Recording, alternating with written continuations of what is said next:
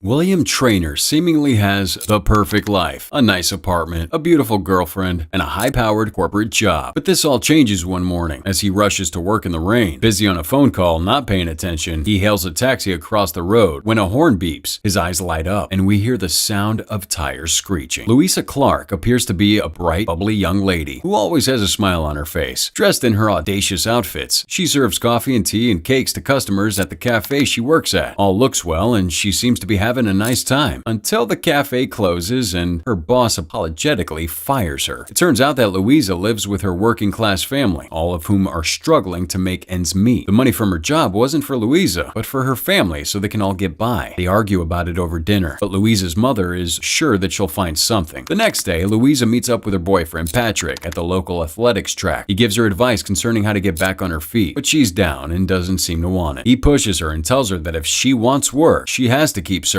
Something's out there. With nothing to lose, Louisa heads to an unemployment office. We find out that she's been through several jobs recently, having a hard time picking one that she's suited to. It's gotten so bad, in fact, there are no jobs left, except one. The officer tells her that it's a carer role for a disabled man. No experience is necessary, and perfect for Louisa. She eagerly accepts. The next day, Louisa goes on the interview for the job. It's a huge mansion that used to be a castle, implying the extreme wealth of the employers. Louisa is clearly very nervous. As is almost expected with Louisa, the interview gets off to a rocky start. Camilla Traynor is the one interviewing, and her proper, elegant, almost regal personality and style clashes horribly with Louisa's working class roots. But Louisa babbles, unable to stop talking, and soon the charm and innocence of the woman is revealed beneath the onslaught of dribble. She thinks that she's not going to get the job, only for Camilla to ask if she can start right away. Louisa's thrilled. Camilla leads Louisa through the house to the annex. She reveals to Louisa that this role is actually for her son, who became a quadriplegic 2 years previously. As she explains the bits and pieces of the role, she makes it clear that Louisa is there to serve more as a friend to Will, rather than a paid caregiver. It's an odd description, but Louisa just appears happy to have a job. When Louisa does meet Will, she's thoroughly unsure. Bound to a wheelchair, unkempt hair, and a scruffy beard, the first thing Will does is make strange noises with his mouth, doing the best he can to make Louisa as uncomfortable as possible. And even when he does start to speak, cinema recap here. We've got a little challenge that'll take 5 seconds, and it will change your life forever. You ready? All you gotta do is like, subscribe, and hit that notification bell, and you'll receive 10 free years of good luck. It's as simple as that. It's with sarcasm and a sense of loathing. Suddenly, this job isn't looking so good. Back at home, Louisa returns to anarchy. Family's about, the kitchen's a mess, and everyone looks as stressed as possible. But then Louisa reveals that she got the job, and the entire family is elated. On her first day, Louisa gets a rundown of how to care for Will from his physical therapist, Nathan. He explains to Louisa that she doesn't have to worry about any of the heavy lifting or physical helping of Will. She asks what she's meant to do, and he doesn't seem to know. He suggests it's to cheer Will up. Her first solo interaction with Will doesn't go well. She tries to convince him to leave the house with her, or to go on his laptop to kill the time. He's sarcastic in his responses, and even a little mean. He then asks her specifically if she could be less chatty around him, a final blow in what was already a horrid conversation. Louisa does her best not to appear upset, but it clearly hurts her. She eats lunch alone out in the garden, isolated from everyone, Will especially. Despite the rocky start with Will, Louisa takes the job the best she can. Each day she turns up, dressed in one of her bright outfits, and does what she can to try and appease Will. Each day he seems more and more bemused by her, apparently incapable of caring at all. Louisa's with her sister, Trina, discussing Will. Soon the conversation turns to Trina herself, who announces that she's thinking of going back to her studies. Louisa's upset, because it means that she'll have to stay behind and look after mom and dad alone. Trina appears guilty, but she has no choice. She needs this, and Louisa sees it. The next day, Louisa arrives to learn some of Will's old friends had come to visit. It's unexpected, and Camilla seems wary of the visit, as if something's wrong. The visiting friends are Will's best friend Rupert and his ex-girlfriend Alicia. The conversation is stunted and awkward, and Louisa listens on with a pained expression. But then things become worse when Rupert confides that he's not only dating Alicia, but the two are also engaged. They wanted to break the news to Will together. Will is obviously heartbroken, although it comes across as cold and bitter. As Alicia leaves, She confesses to Louisa that she wanted to stay with Will after the accident, but that you can't help someone who doesn't want to be helped. Louisa says nothing, but the look on her face implies that she doesn't agree. Once they're gone, Louisa hears a loud crash from the other room. She hurries to find Will's framed photos smashed on the ground. It looks as if he ran into the cabinet and knocked them off himself. Louisa's with her boyfriend Patrick talking about Will. She can't believe that Will's best friend and ex got engaged, and she's heartbroken for him. But Patrick doesn't seem to care. He's more interested in a holiday that he and Louisa are planning. He manages to convince her to agree to Norway, where there's a race happening that Patrick wants to compete in with his friends. Louisa didn't realize this, but once she finds out, she's too nervous to speak up. She has no choice but to pretend to be excited for she and Patrick. Back at Will's house, Will catches Louisa fixing the photos that he smashed the previous day. He tells her that he doesn't want them fixed, that he hates looking at them, that he hates being reminded of who he used to be and who he is right now. He snaps at her, and finally, having had enough, Louisa snaps back.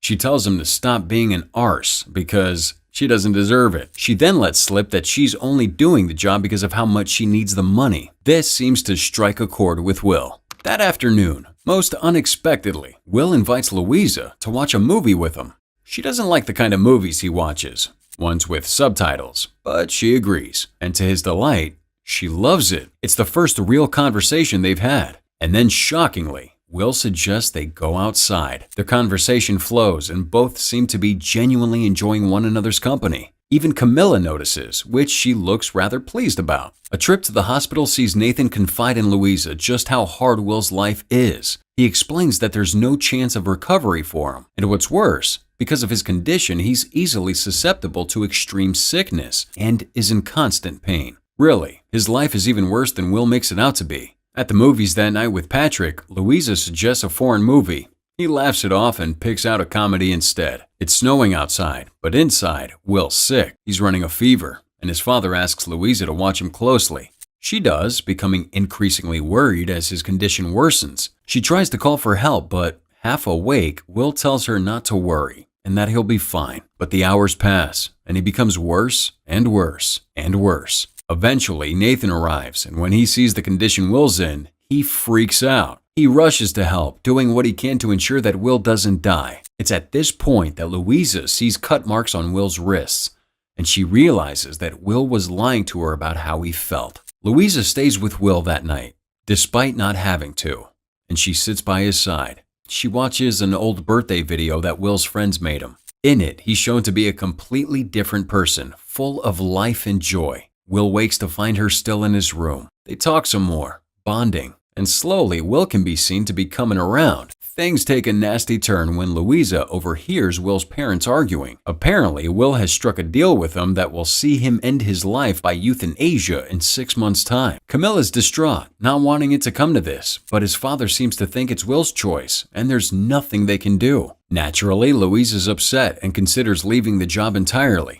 But then her sister points out that this doesn't have to be the end. In fact, Louisa can spend the next 6 months doing everything she can to show Will that life is worth living, even as a quadriplegic. Louisa approaches Will's parents about her idea. They agree that if she can get Will to leave the house with her, they'll be more than happy to help in any way. Louisa knows that Will won't go anywhere on his own accord, so she lies and tells Will that Nathan has never seen horse racing and really wants to go. They do. And although Louisa's ecstatic, Will's chair immediately gets stuck in the mud. Will's embarrassed, but they call over some men to help lift him out. Despite this mishap, things seem to be going well, and Will is even enjoying himself until they try and eat at a restaurant that won't serve him. Louisa causes a scene, which embarrasses Will and ends in ruining the day. Determined not to give in, Louisa then tells Will that she's bought the tickets to a Mozart concert, as she's never been. Will looks as if he doesn't want to go, but reluctantly agrees. That night, Louisa dresses to the nines, determined to look the part. Will's also doing what he can, wears a suit, and together the two are elegant. The night's a huge hit, and Will seems to be enjoying the company more than the show itself. In fact, he loves it all so much that when they arrive back home, he asks to remain in the car a little while longer and listen to music with Louisa. She eagerly agrees. Louisa invites Will to her family's house for dinner for her birthday. The dinner goes reasonably well, despite a few awkward moments. But then Patrick turns up and his jealousy of Will becomes apparent. Will notices and decides to play into it. flirting with Louisa as a means to get a rise out of Patrick. The overjealous Patrick gives Louisa a hideous piece of jewelry, which she has to pretend to like, while Will buys her a hideous pair of stockings, which she truly loves. The next day, Will takes Louisa on a tour of a nearby castle. While on the battlements, he tells her of his favorite place in the whole world, Paris. In particular, a little cafe that he used to love. She tries to get him to go, but he explains that he wants to go there as him, the old him, not what he is now. Back at home, Louisa's dad celebrates a new job. It turns out that Will's father hired him to work maintenance at the castle. Although Louisa's happy, she worries that he was given the job for the wrong reason. Will explains this just means that now Louisa doesn't have to worry about everyone else all the time, that she can look after herself for a change. It's Rupert and Alicia's wedding, and Will and Louisa go together. What starts out as a rather awkward affair soon becomes less so, as Louisa drinks and forces Will to mingle. A friend of Will's, Mary, derides Alicia for leaving Will, claiming that Will is special and that Louisa should be happy to have met him. She agrees, and then, just to show it, she forces Will onto the dance floor with her, sitting on his lap as his chair carves across the floor. They get stares, but they don't care. The night ends with Will fleeing down the road, Louisa on his lap, the two laughing into the night. The next day, Will's mother's worried that he was out all night. And Nathan, too, is concerned that Will was drinking, but they both notice a change in him, that he seems happier than before. Patrick and Louisa are training together. As they run, they try and plan their holiday, but Louisa remembers that she has to be with Will at that time. Patrick explodes, furious that she's spending more time with Will than he. She tries to explain that she needs to, but he runs off in anger. Despite all that she had done for him, Louisa learns that Will is still planning on killing himself, but she thinks that if she gives it one more chance, that maybe she can convince him otherwise. So she plans a huge holiday, determined to save Will's life. The night before she leaves, Patrick surprises her with dinner. Then he finds out about the holiday that she's going on with Will, and he's furious. It looks like a honeymoon, and she's ditching their holiday for another. Patrick storms off, refusing to hear reason. The holiday appears perfect. The weather's gorgeous, and they spend the day by the pool and by the beach. That night, as the storm rages outside, Louisa helps Will get comfortable in his bed. But then the mood softens. She climbs in with him, and despite everything, she leans in and the two kiss. It's soft, romantic, and perfect in every way.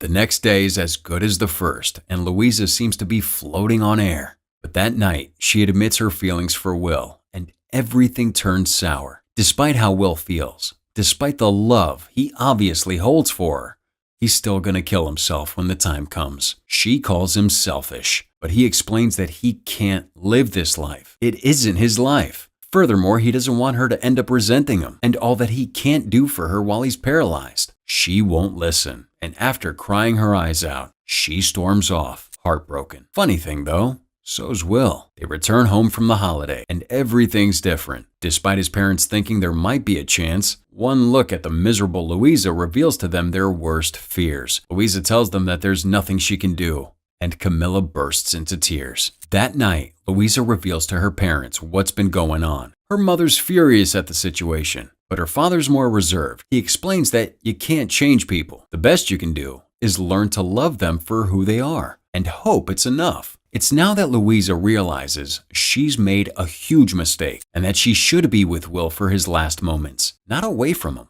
She travels to Switzerland, where Will has gone to kill himself, and there, on his final day on Earth, she helps him the only way she knows how. She lays down in bed with him. They kiss, and they simply hold one another. It's a perfect moment. A few days later, Louisa's in Paris, visiting the same cafe that Will told her he used to love. Through voiceover, we learn that Will left Louisa a final letter of goodbye. In the letter, he thanks her for what she did, and then asks that she move on and not let him hold her back. He tells her that he has left her with a large inheritance, just enough so that she can finally be free and not have to worry about helping anyone other than herself. We end with a shot of Louisa walking through Paris, a new life ahead of her. This was a recap of Me Before You, released by Warner Brothers in 2016. It was directed by Thea Sharrock and stars Emilia Clarke and Sam Claflin. Were you happy with the ending of the film? Or do you think that Louisa and Will should have ended up together? Tell me with the hashtag CinemaRecap in the comments.